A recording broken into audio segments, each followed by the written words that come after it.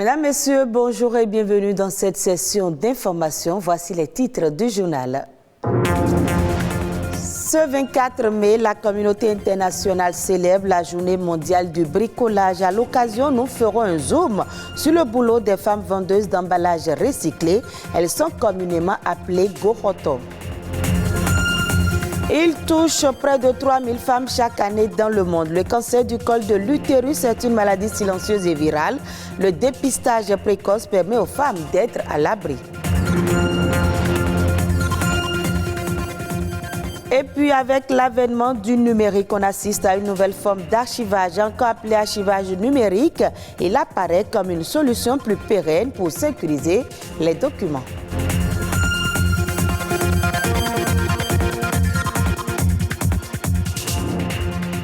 Merci de votre fidélité. Le bricolage est une nécessité, un passe-temps et même une passion pour certains.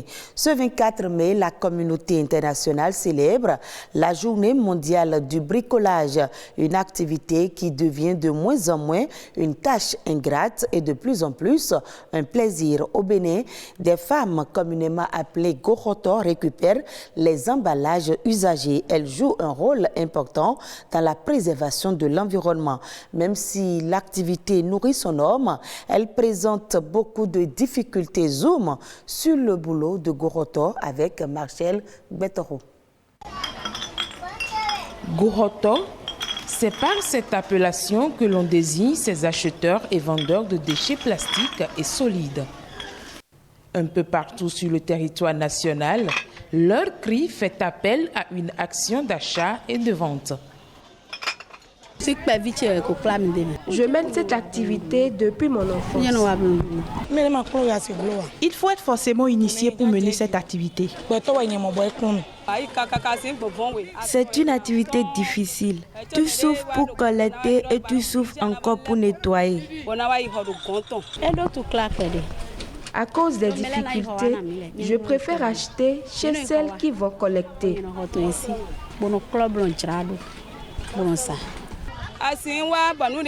Après la collecte, nous devons laver encore les emballages. Le travail est pénible. Le recyclage est un moyen courant pour la réutilisation. C'est aussi une activité à caractère économique.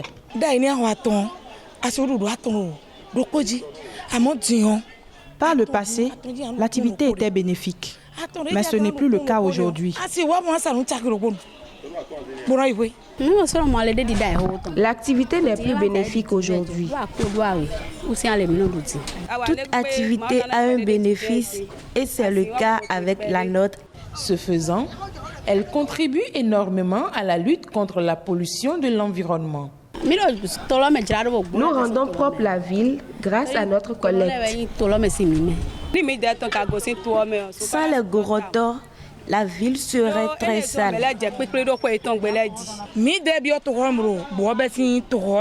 Quand les gens consomment dans les emballages, ils regroupent et nous les revendent. Au Bénin, l'activité est plus ou moins organisée. Notre association est reconnue et nous avons tous les papiers. Comment évoluer si nous n'avons pas d'aide? Les gens ne nous connaissent pas. Nous voulons des personnes de bonne volonté pour nous aider. Il faut que l'État central nous vienne en aide. Dans les pays développés, un grand système de recyclage existe pour la réduction des déchets, la préservation de l'environnement et la sécurité sanitaire. Le Bénin pourrait également y arriver en valorisant davantage ce secteur d'activité. Mais en attendant, on se contente des Goroto. Le cancer du col de l'utérus fait partie des principaux cancers gynécologiques et il tue des millions de femmes chaque année. Et le Bénin n'y échappe pas. Cependant, notre pays a pris des mesures pour renforcer le système de protection sanitaire des femmes afin de réduire le taux de prévalence sur le territoire. Qu'est-ce que le cancer du col de l'utérus et comment le traiter? Suivez ce reportage pour plus de précisions. Le cancer du col, ça va être l'apparition au niveau du col de l'utérus de cellules qui vont se multiplier de façon anarchique et qui vont entraîner des conséquences graves sur l'organisme et qui peuvent entraîner la mort.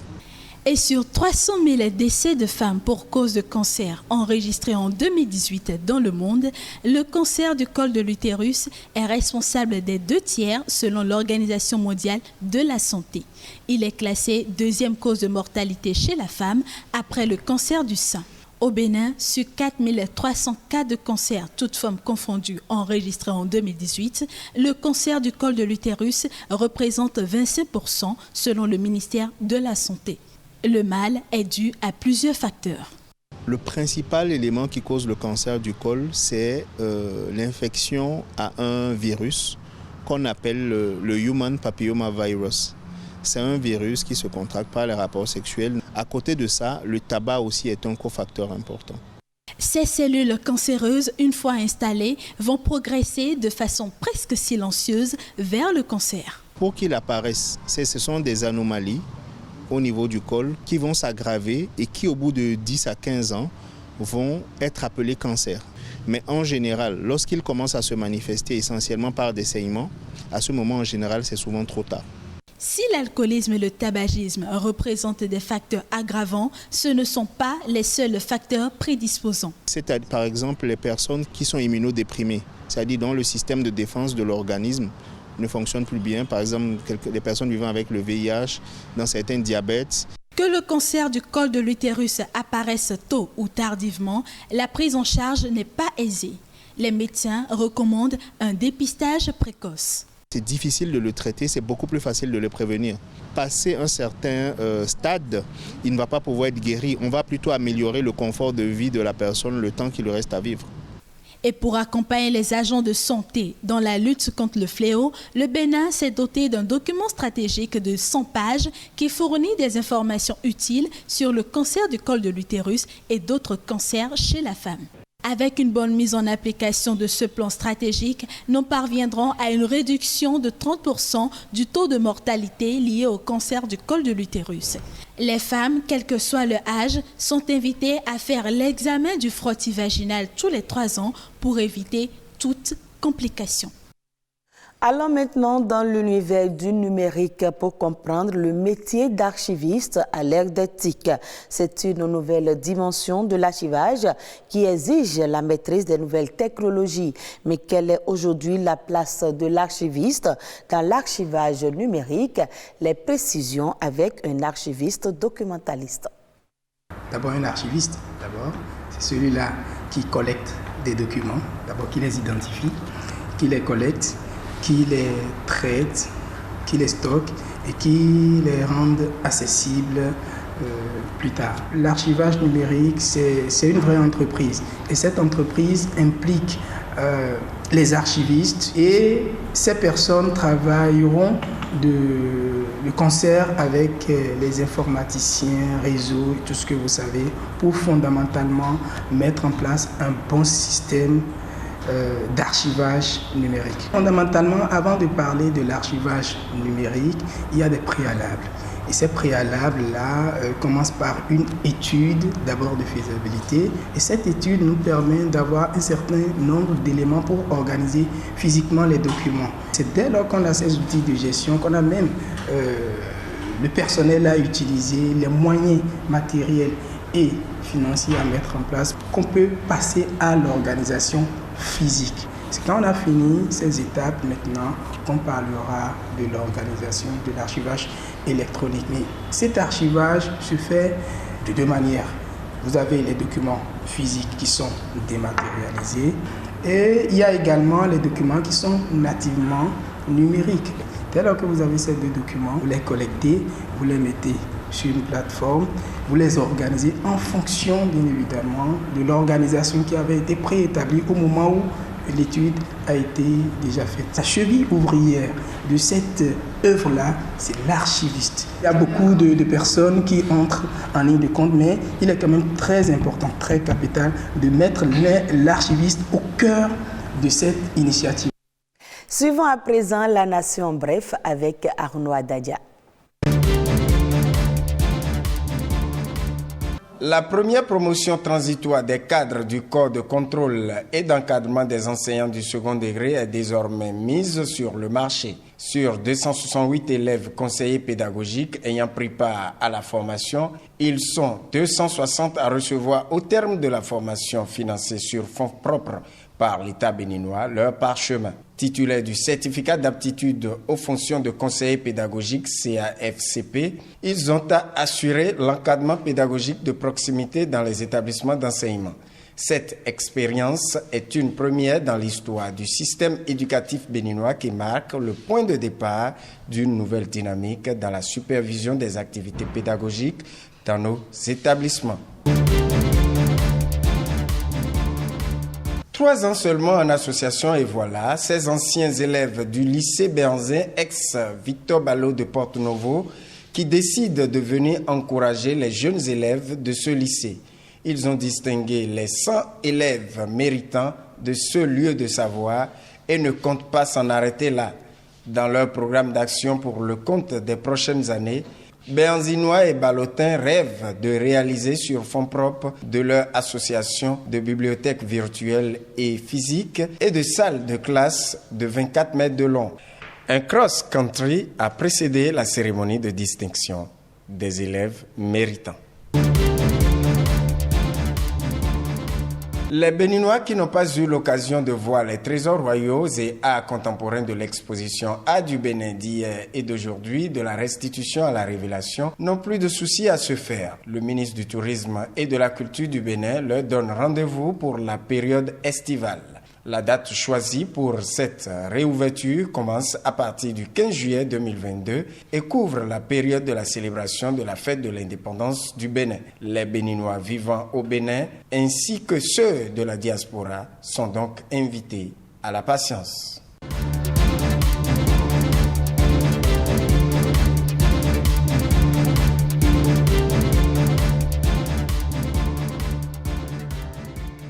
Après la pandémie de Covid-19, les conséquences de la guerre en Ukraine minent l'économie mondiale. Le Gabon, qui importe à 60% ses produits de première nécessité, ne déroge pas à la règle. Les prix s'envolent et pour y remédier, une ONG propose de former de jeunes entrepreneurs agricoles. Le reportage de nos confrères de France 24. Armé de son carnet, Ibrahim Boulou fait le tour des rayons de ce magasin. Un contrôle de prix inopiné mené par ce défenseur des consommateurs gabonais. C'est parti trop loin. Rien ne lui échappe. Farine, huile, sucre, lait, chaque hausse des prix est notée. Une inflation record sur les produits importés qui s'est accélérée avec la guerre en Ukraine. Donc le blé, comme vous le savez, est importé de l'Ukraine.